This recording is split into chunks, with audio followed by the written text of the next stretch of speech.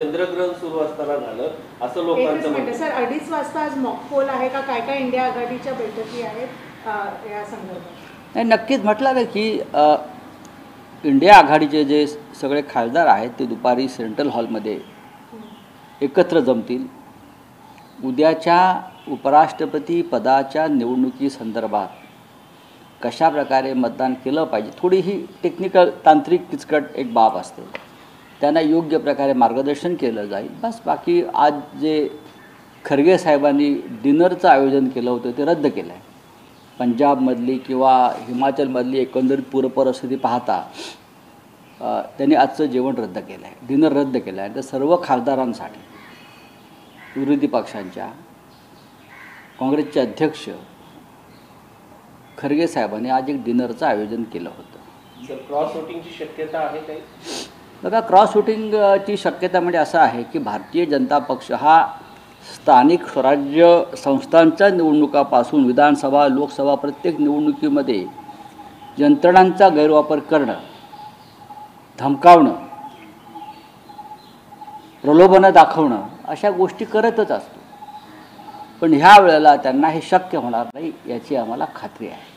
Sir, स्थानिक स्वराज्य संस्थांच्या निवडणुकीमध्ये तुमच्या पक्षाच्या काही नगरसेवकांना सोबत घेण्याचा प्रयत्न भाजप करते अशी माहिती आहे. त्यांना 150 जागांवरती निवडणूक लढायची, त्याच्यासाठी तुमच्या काही नगरसेवकांना नाही, आमचे बरेचसे नगरसेवक हे याआधी प्रलोभनाला बळी पडून दुसऱ्या पक्षात गेलेले आहेत. कोणी किती प्रलोभनं दाखवली आणि गेले तरी मुंबई महानगरपालिकेची निवडणूक, ठाणे महानगरपालिकेची निवडणूक, ज्या प्रमुख महानगरपालिका आहेत त्या शिवसेना जिंकणार याच्याविषयी आमच्या मनात शंका नाही. सर, देशात हिंदुत्ववादी सरकार आहे, तुम्ही असं सत्ता मगाशी बोलताना मुहूर्त सांगितले, पण गणेश विसर्जनाला दुसरा दिवस उजाडला, तेही चंद्रग्रहण सुरू असताना ती झाली. तर त्यातच लालबागच्या राजाच्या सगळ्या व्यवस्थापनाबद्दल शंका उपस्थित केल्या जातात, लोकांना ढकललं जातं, सर्वसामान्य लोकांना या संदर्भात. ह्याच्यावरती मी कसं काय मत व्यक्त करू? माझ्या आतापर्यंतच्या कारकिर्दीमध्ये मी अद्याप तिथे गेलो नाही. काही कारण आहे त्यासाठी? मी गेलो नाही. मी गणपती दर्शन करत असतो ना, असं नाही मला कोणी बोलवलं तर मी जात असतो. घरामध्ये गणपती असतो, पण मी तिकडला जो काही एकंदरीत प्रकार दिसतो तर ते पाहिल्यावरती मला असं वाटलं की त्या गर्दीमध्ये अजून एकाची भर नको. लोकांनाही कळलं पाहिजे,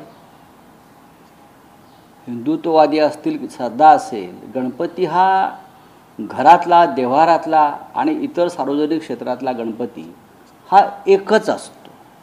पण अलीकडे मला सातत्याने दिसतं आहे लालबागचा राजा हा अमित शहाना जास्त पावतो, मराठी माणसाला पावताना दिसत नाही. त्यामुळे जो मराठी माणसाला जेव्हा तो पावायला सुरुवात होईल तेव्हा मी नक्की त्या गणपतीच्या दर्शनाला जाईल. सर, जाहिरातीवरनं अजूनही राजकारण सुरू असल्याचं बघायला मिळतं. देवेंद्र फडणवीसांच्या ज्या जाहिराती दिलेल्या होत्या त्याच्यावरती रोहित पवारांनी प्रश्न उपस्थित केला. ते म्हणतात की देवेंद्र फडणवीसांना न सांगता ह्या जाहिराती मित्र मला माहीत नाही. या जाहिरातीवरती 50 कोटी रुपये खर्च झाला आणि ती अज्ञात व्यक्तींनी केलेलं आहे. ही अज्ञात व्यक्ती कोण हे राज्याच्या मुख्यमंत्र्यांना माहीत असायला पाहिजे. संपूर्ण महाराष्ट्रात डिजिटल होर्डिंग्स, वृत्तपत्रातल्या इंग्लिश, मराठी, हिंदी सर्व भाषेतल्या जाहिराती, टी व्हीवरच्या हा साधारण खर्च 50 कोटीच्या आसपास एका दिवसाचा, आणि या जाहिराती सातत्याने दिसत आहेत टी व्हीला. आता हा दाता कोण आहे?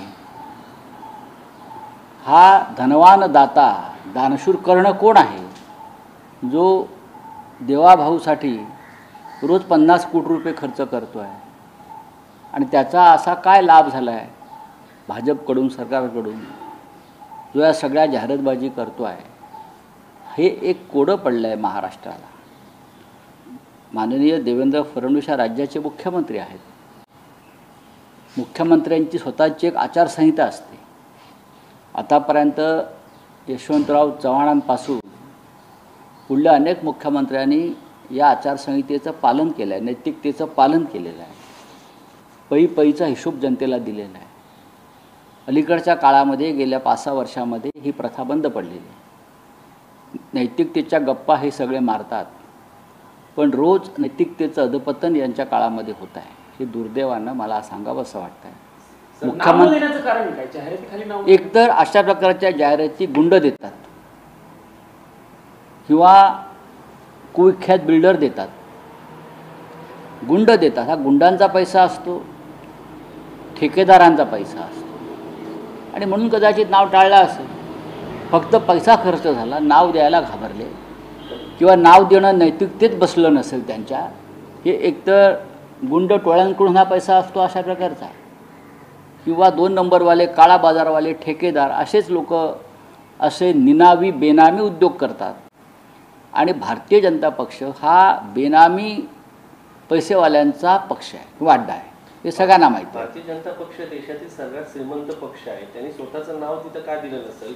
कदाचित त्यांना ओबीसी समाज नाराज होईल म्हणून त्यांनी तसं केलंय का? बघा, काही लोक बिनबापाचे असतात. मुळात स्वतः नरेंद्र मोदी हे नॉन बायोलॉजिकल आहेत, त्याच्यामुळे त्यांचा पक्षही नॉन बायोलॉजिकल असल्यामुळे अशा प्रकारचं आपल्या म्हणजे नाव देणं त्यांना पटत नसेल. आम्ही नॉन बायोलॉजिकल आहोत, आम्हाला नावाची गरज नाही. सर, मराठा आजचा अजित मराठा पवारांवरती आहे. आरक्षणानंतर ओबीसी संदर्भात एक अत्यंत